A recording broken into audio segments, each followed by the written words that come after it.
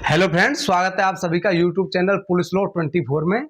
और आज हम समझेंगे बीएनएस 2023 की धारा 1 को और बीएनएस 2023 की प्रस्तावना को। क्या कुछ नया प्रावधान बीएनएस के अंतर्गत किया गया है और धारा 1 के अंतर्गत ये बताया गया है कि कहां तक बीएनएस प्रभावी होती है, क्या भारत के बाहर भी लागू होती है या भारत के नागरिक द्वारा बाहर कोई अपराध किया जाता है तब भी लागू होती है। इन सारी प्रक्रियाओं को समझेंगे हम धारा 1 के अंतर्गत। तो ये क्या है? भारतीय न्याय संहिता बीएनएस 2023। भारतीय न्याय संहिता 2023 ने भारतीय दंड संहिता 1860 का स्थान लिया है कि आईपीसी का स्थान इसने लिया है। भारतीय दंड संहिता लगभग 160 वर्ष तक प्रभाव में रही, जिसे मैकाले की सटीक कृति कहा जाता था। आईपीसी में समय समय पर संशोधन हुए लेकिन ज्यादा नहीं हुए, लेकिन पिछले कुछ वर्षों में अपराध में वृद्धि के साथ साथ अपराधों में की गई नई नई किस्में सामने आई हैं, जैसे साइबर अपराध हो गया, आतंकवाद हो गया, संगठित अपराध हो गया। पिछले कुछ वर्षों में विज्ञान, प्रौद्योगिकी एवं इलेक्ट्रॉनिक संसाधनों का विकास भी तेजी से हुआ है। इनका उपयोग विवेचना, जांच और विचारण में किया जाना उचित है एवं आवश्यक समझा गया है। और आईपीसी 1860 के स्थान पर बीएनएस 2023 पारित की गई। वर्तमान में बीएनएस 2023 में 20 अध्याय और 358 धाराएं हैं, जबकि आईपीसी के अंतर्गत 511 धारा 23 अध्याय हुआ करते थे। तो ये इसकी प्रस्तावना थी मात्र कि क्या क्यों आवश्यकता पड़ी, क्योंकि इस तरह का अपराध बढ़ गया था कि साइबर अपराध, आतंकवाद से संबंधित अपराध या संगठित अपराध, जिसकी व्यवस्था आईपीसी के अंतर्गत नहीं थी। तो आवश्यकता किसकी पड़ी? बीएनएस की। तो उसमें चेंजमेंट करके, आईपीसी में चेंजमेंट करके तो बीएनएस 2023 को लागू किया गया। अब समझते हैं कब इसको लागू किया गया और कहां तक इसका प्रभाव है धारा 1 के अंतर्गत। धारा 1 संक्षिप्त नाम, प्रारंभ और लागू होना। तो उपधारा 1 क्या कहती है? इसकी शीर्षक एवं संहिता का संक्षिप्त नाम।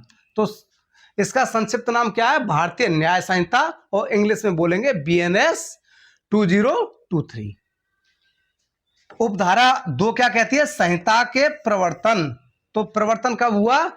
अधिनियमित हो गई थी 25/12/2023 को, मतलब 25/12/2023 को माननीय राष्ट्रपति महोदय के हस्ताक्षर हो गए थे, कानून बन चुका था। लेकिन लागू कब हुआ?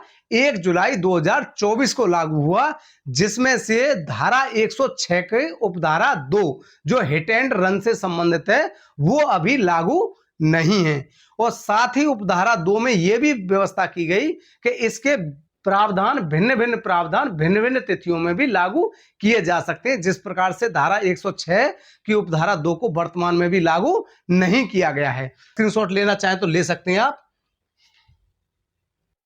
अब इसकी समझेंगे उपधारा 3 को कि भारत के भीतर किए गए अपराधों का दंड।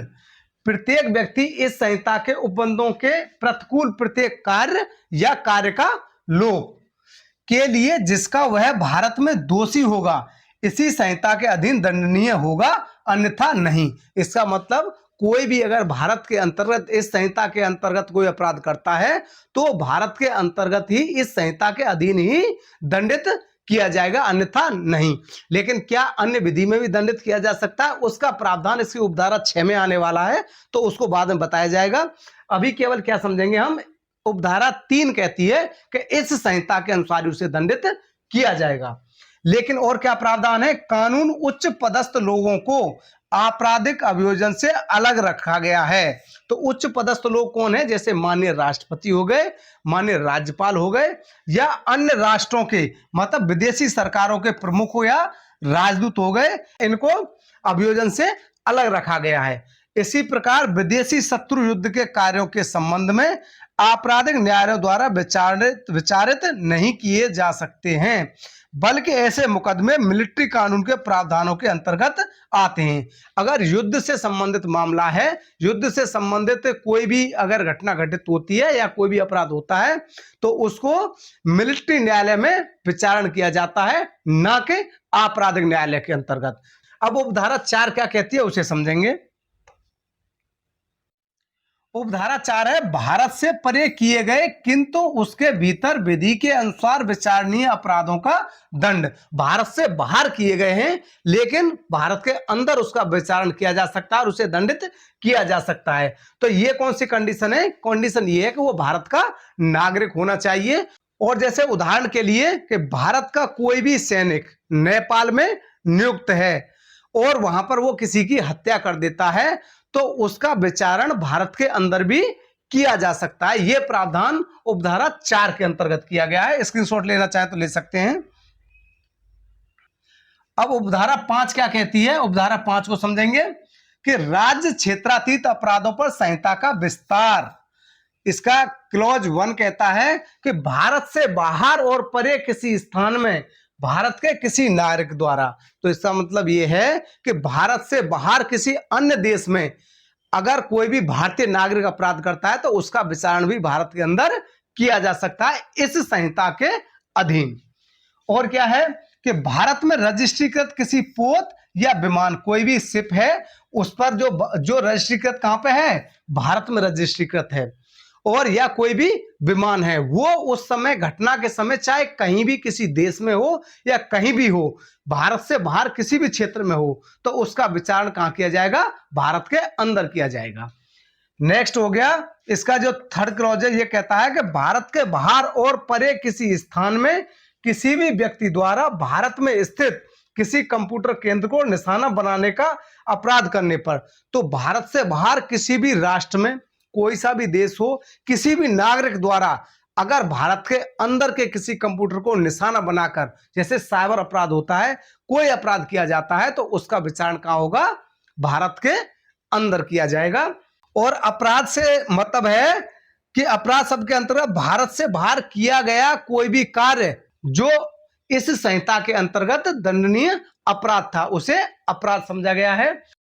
कुछ विधियों पर इस संहिता द्वारा प्रभाव न डाला जाना, तो उपधारा 3 हमने पढ़ी थी कि इसी संहिता के अनुसार दंडित किया जाएगा, लेकिन उपधारा 6 उसके ठीक उलट है। इसमें क्या है गया है कि कुछ विधियों पर इस संहिता का प्रभाव नहीं पड़ेगा। जैसे इस संहिता में की गई कोई बात भारत सरकार की सेवा के अधिकारियों, सैनिकों, नौसैनिकों या वायु सैनिकों द्वारा विद्रोह करने और अवत्यजन मतलब के भगोड़ा हो उसको दंडित करने वाले किसी अधिनियम के उपबंधों या किसी विशेष या स्थानीय विधि के उपबंधों पर प्रभाव नहीं डालेगी। विशेष विधि से मतलब ये हो गया कि अगर कहीं पे कोई भी विशेष विधि लागू है, जैसे कि पॉक्सो एक्ट हो गया या SC/ST एक्ट हो गया, तो वो क्या हो गया? विशेष विधि हो गए, या हिंदू मैरिज एक्ट हो गया या मुस्लिम मैरिज एक्ट हो गया, या कोई भी स्थानीय विधि। स्थानीय विधि से मतलब है कि एक एरिया में ही वो लागू हो, जैसे स्टेट के एक्ट होते हैं, किसी भी स्टेट द्वारा अपने एक्ट बनाए जाते हैं, वो क्या होंगे? स्थानीय विधि हो गई, वो लागू हो, उन पर ये संहिता प्रभाव नहीं डालेगी। कौन सी संहिता? BNS 2023। तो ये थी हमारी धारा 1। अगर धारा 1 समझ में आई हो और वीडियो पसंद आए हो तो चैनल को लाइक करें, सब्सक्राइब करें। Thank you.